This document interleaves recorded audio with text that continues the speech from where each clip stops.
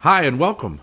Welcome to the Red Wagon Estate Planning and Elder Law Show, hosted by me, yours truly, Jeffrey Bellomo, where we discuss all things estate planning and elder law and, well, hey, anything else that we want to talk about.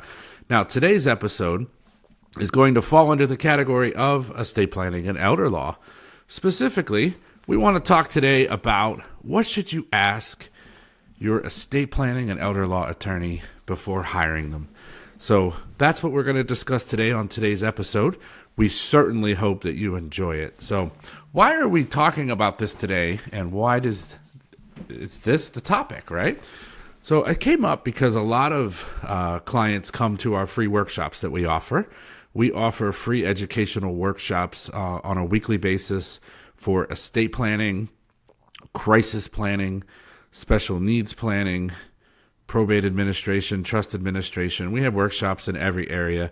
And I know on previous podcasts, we talked about, sort of my story and why do I get into this field and why do I do what I do? And the bottom line is it's because I don't want what happened to my family to ever happen to anyone else's. So that is why we're doing the free educational workshops on a very regular basis. We also have them recorded that you could get a link, so reach out to the office if that's of interest. But during the workshops, one of the questions that we keep getting that I just kind of wanted to address on the podcast today is, what should we be asking an estate planning and elder law attorney? Whether you're not from the area, maybe you're not living in Pennsylvania, or just generally, hey, Jeff, what should I ask my estate planning and elder law attorney? So I've been thinking about it quite a bit, to be honest, and have sort of a list of things that I think would be important to ask. Probably the first question that I would want to know is what percentage of your business is dedicated to estate planning and elder law. So specifically, Mr. Attorney, what are your percentages of estate planning? Or Mrs. Attorney, what are your percentages of elder law? And specifically, what other areas do you practice? How often are you in court? Are you a litigator? Do you do family law? Do you do bankruptcy law? My personal feeling is that estate planning and elder law has become so specialized, so detailed, so specific that it would be very difficult, in my opinion, to be able to do everything well. I think the days of the general practitioner are gone. I think that the last few in York who were wonderful general practice attorneys, some are retired, some are on the bench and they're judges now. So I really think that those days are over. I think law is getting so specialized that it's very important to work with somebody who only does a certain practice area to ensure that they are up on it, that they stay up with the changes with the practice area, and just in general making sure that they're staying very current and very on top of the practice area that they're in. And, my joke I always say is, I'm not near smart enough to be able to do everything. I don't have that much brain power. I don't think anybody does. So specifically, I want to do one thing and I want to do it really well. So that would probably be, my first question that I would want to know. Another question that would probably come right behind it, which also ties into what we just said, is, in regards to your estate planning and trust and documents and wills and POAs, how often are they updated? So in the old days, what a lot of attorneys would do is they would create a form, and then they would basically swap out the names and use the form. Now, obviously, back in the day, that was certainly a very viable option. It was, easy for the attorney. But nowadays, our documents are changing all the time. We have a software program that we use that was extremely expensive to get and also to maintain on a monthly basis. But what it allows me to do is to have the confidence that we can give people a very detailed, specific plan to them. I mean, there are over 6,000 variables in the software program, and it's tailored specifically to their needs and to their requests and to their wants and desires. And not only that, but then we get 3 to 4 updates a year in the software program. And, you might ask, well, what are the updates? What are the software updates that you're receiving? It's based upon the law. It's based upon changes in the country, changes in Pennsylvania specifically, things that we're seeing. One of the areas that we see a ton of changes is in the special needs area. So that's one area where we definitely are making a lot of the software updates are for that specifically. Well, gee, Jeff, what could change in regards to special needs? Well, when you're dealing with an individual who has a disability and they're getting public benefits, they may be receiving SSI, they may be receiving Medicaid. So the POMS in the SSI, that's POMS, POMS for SSI, or the case law for Medicaid, things that have come down from the state, pronouncements, whether it be in the Pennsylvania handbook or whether it be something that has occurred in other parts of the country. I mean, the one thing about law that we have seen is, generally speaking, when it happens somewhere else, there's a good chance that it's coming to Pennsylvania, right? Or if it happens in Pennsylvania, there's a good chance that it certainly is going somewhere else as well. So it's important to pay attention to those trends. It's important to know what happened in Wisconsin, in Minnesota, particularly in the Medicaid context, because that changes state by state, but a lot of states certainly follow suit. Yes, Medicaid is a federal law, but each state gets to kind of take their version of it, if you will, and make it kind of their own. But certainly they're influenced by what other states are doing. In regards to Social Security, certainly that's a federal thing, but POMs change all the time. Case law can change things as well. So we want to make sure that our documents are staying up to date. We want to make sure that they are continually being updated and massaged and bettered. And frankly, I don't have the time to listen and read and watch everything that's happening in the country. It's not possible. So to leverage a large national software company that has thousands of lawyers using it, so every lawyer is giving them feedback on what's occurring, that is a huge, huge, huge benefit. And I think that would probably be one of the questions that I would certainly ask to an estate planning attorney or elder law attorney is, how often are your documents changing? How often are you getting updates? If the answer is, well, whenever I decide to, or I use the same form and I just, tweak it, I would be very careful. I would certainly give some thought to that because, again, as I said, I'm not smart enough to know everything that's going on. I'm not reading the POMs every day. I'm not reading the tax law every day. I'm not reading the Medicaid case law every day. I can't. I mean, to the extent that I wouldn't be able to get anything else done, nor would anyone else. So that would probably be one of my questions that I would definitely ask. To that end, in regards to software, one of the other things that we talk about in our workshops on a regular basis is, what's in there, right? Who are we providing for? And one of the stories that we teach in the workshop is, how many people have heirs, right? And people raise their hand and they get all excited and you say, okay, well, how many have minor heirs? And then a few people will raise their hand. Well, how many have disabled heirs? And then you get one or two people typically who will raise their hand. And they're very confident. They're very proud that they know who their heirs are. And then I always say, we're all wrong, right? Take your two fingers, put them on the inside of your neck, and I hope you feel a bumping sensation. If you don't, please call. Let us know. Raise your hand. We'll call 911 immediately, right? We will certainly get you the help you need. And yes, I'm being funny, and yes, I'm laughing as I say this, but why is that important? Heirs are not determined until we pass. So for those of us who believed, well, hey, I don't have minor heirs, I don't have disabled heirs, that's not necessarily true. That means that currently, as you sit here today, you do not have a beneficiary who is under 18, or you do not have a beneficiary who is disabled or who is receiving public benefits. But that does not mean that between now and when you die, that someone may die or someone may be disabled Or maybe your son passes away and then that money goes to a grandchild, which could certainly now make it a minor beneficiary. In the workshops, we do a psychic story. So I always kind of close my eyes and put my fingers to my temple and say, hum, hum, right? Channeling my inner psychic. And the point of that story is I read a will to you out loud from memory, straight up read the will.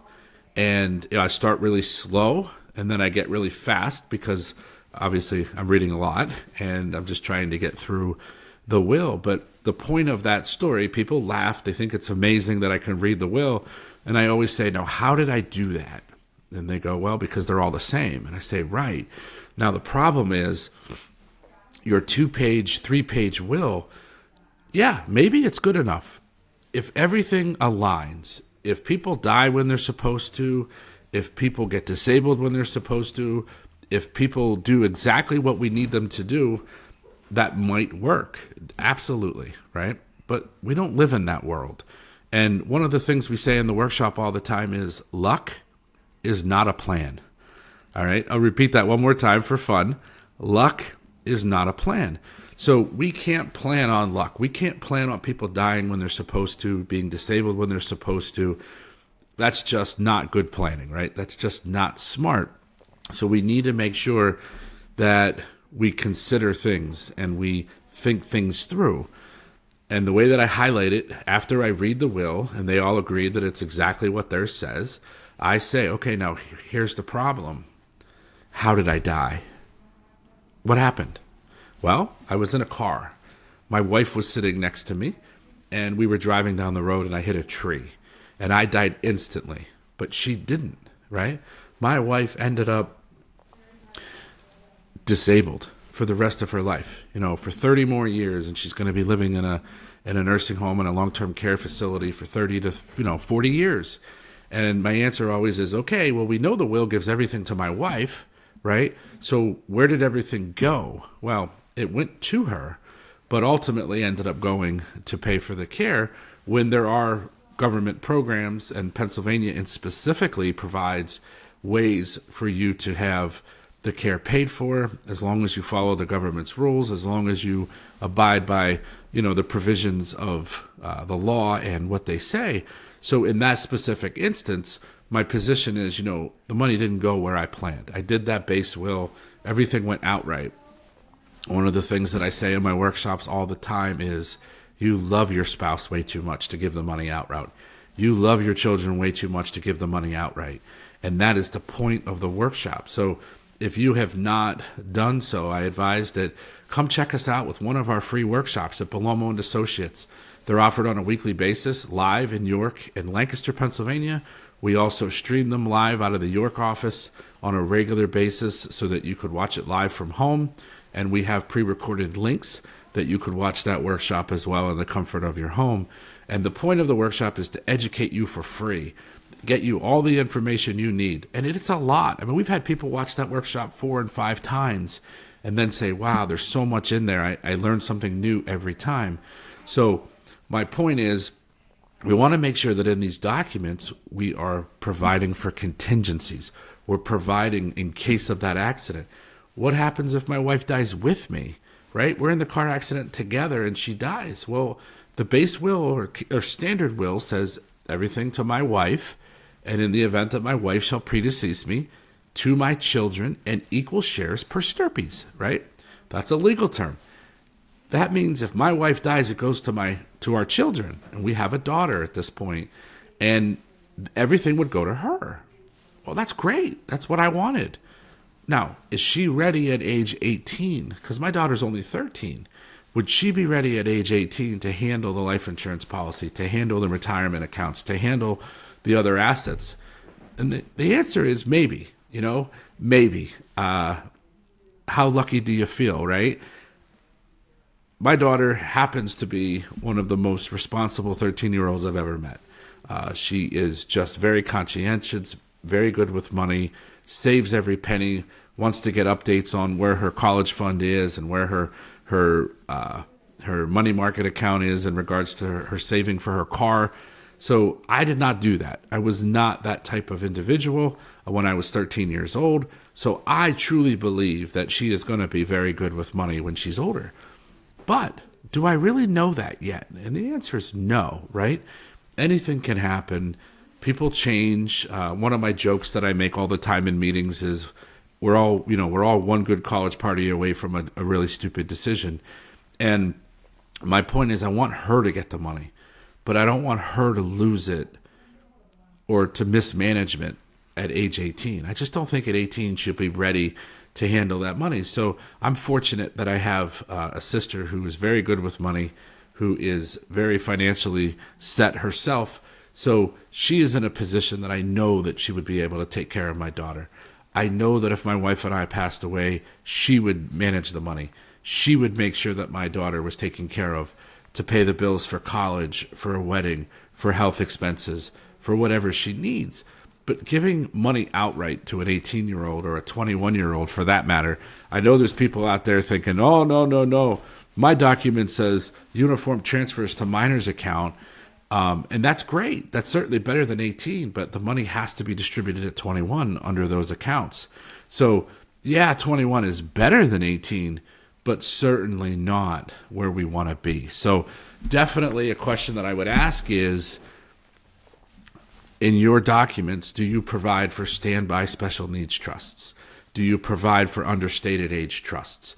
We put those in every document that come out of our office. I want to make sure that if somebody is disabled and receiving public benefits, that money goes to them, but also that they can still receive their public benefits and they don't lose the money and or lose the public benefits. Also, in case my wife were to be with me in the accident, I want to make sure that my daughter is taken care of. We have an understated age trust in the document that says you pick the age to the grantor, to the person who's creating the will. You did tell me, do you want it to be 28, 32, 35, 38, whatever number you want. Up until that point, the trustee will manage the money. The trustee will make sure that they're taken care of and they get access to it. Only the child, whoever you name, can get it. But we want to make sure that it's protected in case the child isn't good with money, gets addicted to something, ends up in a divorce, has a car accident, ends up in a nursing home. Gee, Jeff, why wouldn't you just simply provide for the individual and let them decide what to do with it? Well, there's a lot of reasons for that, but the biggest one is, particularly when we're talking about long-term care, transfers on death are not subject to the look-back period. Whereas if an individual comes in with money that they received outright, in order to have it fully protected, there's a 5-year look-back period. So we would have to do that 5 years ahead of time. Well, that's not always the case, right? We don't always have 5 years before we get into a car accident or before we end up in a nursing home or before we might need long-term care. So doing it at death is the safest way, protects it immediately, and allows us to know that that child or person is taken care of. So that question I would be asking is, all right, with your wills, do you provide for special needs trust in them? Do you provide for understated age trust in them? That would be important to me. In regards to powers of attorney, the question that I would be asking would be, does your document, your power of attorney, provide for unlimited gifting? Does it allow my family to do asset protection planning, asset preservation, Medicaid planning? Most powers of attorney say limited gifting, limited up to the amount of the annual exclusion gift that is in place in the year in which it is needed. Well, currently that's $17,000 in 2023, which is good, except if we're trying to do asset protection in crisis, when a person is into a nursing home or if a loved one needs care in the home under the waiver program, we need that document to provide specifically for what we want. Now, the argument that the estate planning attorney is going to make, well, yeah, but if we give that document to an individual to be the power of attorney and they are they're not well intentioned and they have bad malice or they're just not good people, they could gift money to themselves because they would be authorized under the unlimited gifting provision. But my position is, let's protect that document. Let's keep it in our office. Let's keep it safe. They have to come get it when they need to use it. They have to look me in the eye. They have to sign something saying that they're not going to steal, misappropriate, commingle, do anything wrong with the money. And it's a very different thing when the money is, the document is protected until the individual needs it to be used. In the cases that we've been involved in, where a son or daughter did use the document inappropriately, in every case I can think of, the parent was actually still healthy. It was that the agent was using it, had access to it, lost a job, got a divorce, something bad happened. One of the things that I always say is bad things happen to good people, right? So we want to make sure that we don't give an opportunity for something bad to happen, and also that desperate people do desperate things, right? So we don't want to give an opportunity for somebody to become desperate and use the document. So we keep them in our office free of charge. Keep that so that they come and get it whenever they need it, but the agent has to sign at that time. So that would be another question I would ask is, are you going to house my originals? Are you going to be responsible for the safekeeping of my originals? I highly advise that it not be the parent or the person who's doing the documents. An original will must be used if we're going to try to probate it. If it's lost, we have to prove what happened to the original. That's very difficult to do. That is not an easy proposition. That is not something. I've only tried one of those cases and I lost, and I thought it was a slam dunk, and I learned in that kind of instance probably 18 years ago, it's not easy. It's a tough road to hoe. You really want to have that original document. So that would probably be a question I would want to know is, not only do your powers of attorney provide for the unlimited gifting language and asset preservation language, but do you keep all of the originals for us so that we know that they're safe, know where they are, and when we need them, we can come and get them? That puts the burden on us. That puts the burden on the law firm to make sure that those documents are safe, that they're here. And frankly, if our building were to burn down, it would be very easy to prove. We have everything backed up in the cloud, so we could show that we had the original and that it was lost in the fire or in the flood, or, God forbid anything were to happen. I'm going to knock on wood here, so I'm knocking on my head. But that would be something that would be important to me to know, that they are absolutely taken care of, and that the documents aren't going to be lost. So definitely some questions there. Another question I would probably want to know if I was in the market for an estate planning attorney is, what's it going to cost to make changes? What happens if the law changes? Are you going to call me? Are you going to notify me of the changes? These are things that we in our office do through what we call as our maintenance program. We have a very low cost per year that families pay so that they can have peace of mind knowing we can make call in, we can ask questions, we can meet with the paralegals, we can get to the attorneys if we need to. It's basically like having an attorney on retainer is the only way that I can sort of equate it to the old, to the old days when businesses would have attorneys on retainer. It allows you the peace of mind in knowing I get to pay a very small fee. And, just to give perspective, our most expensive maintenance plan is like an hour and a half of our time. So my hourly rate is $400 an hour. For a year, you would pay, $695, $595, $395. But that allows you to make unlimited changes.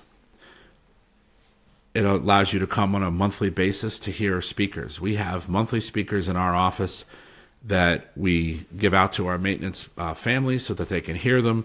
They're learning different things about estate planning, about elder law, about finances, about end-of-life stuff, about funerals, we have had more speakers over the last 10 years than I can possibly count, but it allows them the opportunity to continually get educated. We have big picnics and family events where we all get together, and my dad comes and my in-laws come and my wife and my daughter, and we hang out with our clients and we get to know them very well. And then we do a big event at the end of the year where I talk about all the changes in the law.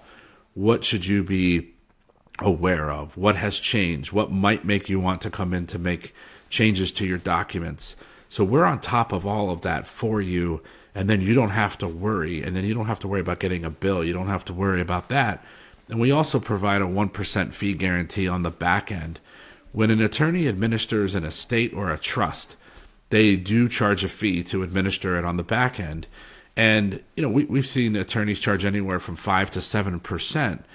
And with our maintenance families, they get a 1% fee guarantee in writing. So they know they're only going to pay 1%. Gee, Jeff, is there value there? Well, let's just use simple math. If a person has $1 million total, 1% would be 10,000. Let's just use 5%. Let's use the bottom number. That's 50 grand, or if you go to 2 million, it would be, 100 grand or 20,000. You could certainly write a lot of checks for 395, 595, 695, depending on the plan. And just to be very clear, those prices have to do with what plan is the person in. Are they in a revocable trust? Are they in an enhanced will plan where we have trusts in the wills? Are they in an asset protection trust? So depending on what plan they're in, everybody pays the same fee who has the same plan. The differences in the prices are because they're in different plans, but that also, all of them gives the 1% fee guarantee, which is certainly a huge benefit. So I would be asking, what's it going to cost me to make changes? And what are you going to charge my estate on the back end? Those are definitely questions that I would want to know if I was on the market for an estate planning attorney. Also, there are attorneys who will act as executors in the will. I would definitely want to know up front, what are you going to charge my family to do that? Are you also going to be the attorney? I have only been an executor so far in one estate, and I outsourced to one of my dear friends, Jack, Jack, if you're listening, shout out to you. He's a dear friend of mine and certainly taught me a lot long time ago when I worked for him. So I did not want to have me being the executor and the attorney. So I took the executor and had someone else be the attorney. I personally think that it should be two different people. I think it should be two different firms. That way, someone's overseeing someone's looking over someone. It made me very confident in knowing that Jack, was watching over me as the executor. And if I was in both roles, it would be me watching over myself, and it's not quite as effective, in my opinion. So I would just want to know up front if they're going to be acting in that capacity. Are they planning to act in both roles? And if so, what are they going to charge? Some attorneys will actually charge a full fee for both. Full fee for the executor, a full fee for the attorney. That's a personal preference. I personally wouldn't do that, but hey, I'm not judging. I just think that the family should know up front what the cost would be so that there is no misunderstanding, no kind of hidden ball tricks later, just so everybody's on the same page. And I don't think it's intentional. I don't think that attorneys are bad. I think that we're all inherently good people. I think we all want to help. But I think just disclosing that up front and the client asking what the fees are going to be and in what roles are you going to be acting and what are the fees going to be for each role would just be a great question. So I could go on forever on this topic. I realize that we're running out of time, so I want to thank you for listening to the Red Wagon Estate Planning and Elder Law Show, hosted by me, yours truly, Jeffrey Bellomo, where we discuss all things estate planning and elder law, and well, hey, anything else we want to talk about. So we hope to see you on the next episode. In the meantime, we hope you enjoyed this episode of what should you ask your estate planning and elder law attorney, or what should you ask the attorney that you're thinking about using to do your documents. Hopefully we provided some wonderful insights today. If you'd like to check us out, please, we're on the web at www.bellomoassociates.com or 717-845-5390, where we would love to hear from you and love to help you out. So thanks for joining us on the Red Wagon Estate Planning and Elder Law Show. Until next time, we'll see you real soon.